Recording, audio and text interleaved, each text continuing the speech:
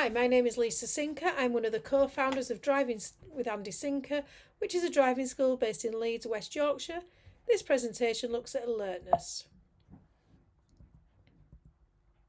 Start by looking at car lights. So your car has several lights around it to help you to be able to see better when visibility is poor, but they also help other road users see you. Look at the different lights. We start with the side lights. These allow other road users to see you. Some cars have daytime running lights which are similar to side lights. Side lights can be used as parking lights when leaving your car on a road that has a speed limit over 30 miles per hour at night. Then there's the driving lights, which is the dipped headlights. These lights are positioned facing slightly down and to the left to prevent dazzling other road users. With that in mind, this is the reason why you should not park on the right-hand side of the road and move your car from the right-hand side of the road unless you are on a one-way street. The main beam. This can be used on a dark road without street lighting. It must not be used though if there is anyone in front of you, including pedestrians, as this main beam light will dazzle them. Indicators. They are amber flashing lights and they let other road users know of our intention to change direction of our vehicle, such as turning or when we're stopping. Also alerts others of a potential issue when we use our hazard lights. Fog lights. These are bright red lights which approximately are 20 times brighter than tail lights. They need to be used when visibility is less than 100 metres. When visibility improves, they must be turned off. Some vehicles have fog lights at the front of the car and they are similar to the dipped headlights. Do not use the main beam in fog as they will reflect off the fog and make it harder to see. Reverse lights. These let other road users know that we are preparing to reverse in our car. You can only reverse your car when it is necessary and safe to do so. Passing other road users. Never overtake if you do not have a clear view of the road in front and have time to return to your side of the road safely. When cyclists, when you are passing them, you must give them at least 1.5 metres width on a 30 miles per hour road, but I would actually recommend at least giving them a 2 metres width. Horse riders must have a minimum of 2 metres width, but I must not pass them over 10 miles per hour. Do not rev your engine. Pedestrians must have a minimum of 2 metres width. Blind spot. So what is a blind spot? Well, this is an area that is not visible to the driver without needing to move your seating position. There are 4 blind spots in most cars. 2 are to be able to see over your right or left shoulder. You will need to look through the back seat side windows. And 2 are blocked by the pillows at the left and right hand side of the windscreen. Due to the pillows being narrow, you need to be particularly careful of cyclists and motorcyclists. It is not recommended to check your blind spots when driving forward, as it is deemed as not necessary and can be unsafe. If emerging onto another road and if your view is obstructed, you may need to emerge slowly onto the new road and carefully until you can see it is safe. Use of the mirrors. Before changing speed or direction, it is necessary to ensure it is safe by checking your surroundings. Never put your car somewhere you have not looked at first. When checking mirrors, you need to check the most effective mirrors for what will give you the view of what is behind and at the side of you to remain safe. Generally, when turning left, you will need to check the inside mirror and the left door mirror. When turning right, the inside mirror and the right-hand mirror is generally the most effective to check it is safe. The inside mirror is flat so you can see who is behind you.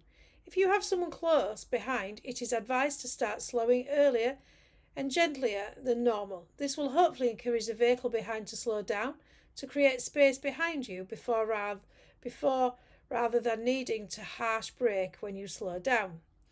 The left-hand door mirror is mainly to check for cyclists and vehicles when turning or anyone on your left when changing lanes. The right-hand mirror will check for anyone that may be overtaking on your right. If you are reversing and you cannot see clearly, ask someone to guide you. Using a handheld mobile phone or other electronic devices. You must not use a handheld mobile phone unless in an emergency to call the authorities when it is not safe to find somewhere to stop. Unless it is an emergency, the car must be stopped in a legal and safe place when the engine is off to use any electrical device, for example, a sat-nav, mobile phone or camera, etc. Using your phone or electronic device will divert your attention and the chances of having an accident is heightened. Using a handheld mobile phone or other electronic device, if you are found on an electronic mobile device, you could get 6 points on your licence. Within 2 years of passing your driving test, if you get 6 points on your licence, you will lose your licence and you will need to do your theory and practical test again. Anybody supervising a learner driver is also classed as a driver and as such would get 6 points on their licence and a fine if they were to use their mobile phone. Painted lines on the road. The lines on the road give us information about dangers and hazards that are approaching. Below are a few, but there are more available in the Highway Code. So we see the first one, that's no overtaking on our side of the road. Traffic on the other side of the road may overtake if it is safe to do so. The other one there's diagonal white lines, which are often referred to as hatched markings, with solid lines, often used to separate traffic. With a solid line around it, you must not enter the area except in an emergency. We then have the two yellow lines, which means no parking. We then have the stop at the junction. Then at the bottom with the diagonal white lines, or hatched markings, often used to separate traffic. With broken lines, you should not enter any hatched areas with a broken line unless it is safe to do so. The final one here, give way. You must give way to traffic on the priority road. As I say, there are many more available if you refer to the Highway Code and you can look at those. There is another one here which rubble stripes help make you aware of your speed. Approaching traffic lights. When approaching traffic lights, it is good practice to prepare yourself on approach. If a traffic light has been on green for a while on approach, there is a good chance that the lights will change. With that in mind, it is wise on approach to check your mirrors and be prepared to stop. If the light is red on approach, check your mirrors and slow down gradually, trying to keep the car rolling until the light goes green. This is eco-friendly driving. Hazards. When you are driving, try to keep distractions to a minimum. Some of these you can prevent that are in your vehicle. For example, things hanging and swinging from your mirror and friends being distracting, especially if you are the designated driver. Road and weather conditions will have a big influence as they will reduce the efficiency of your grip on the road and brakes.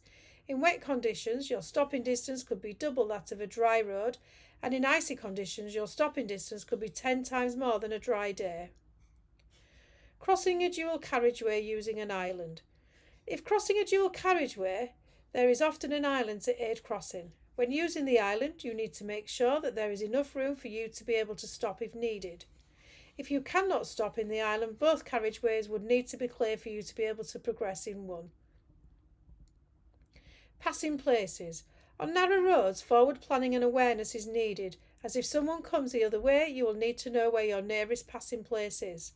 This could be in front or behind you. If the passing place is on the other side of the road, pull in on your left opposite the passing place. If you have any further questions, please feel free to contact us on 07305 440539.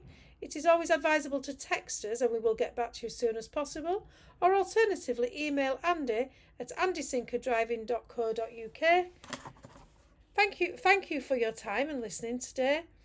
Please like, share and comment on our presentations, and we will then hopefully produce further ones in the future. Many thanks. Goodbye.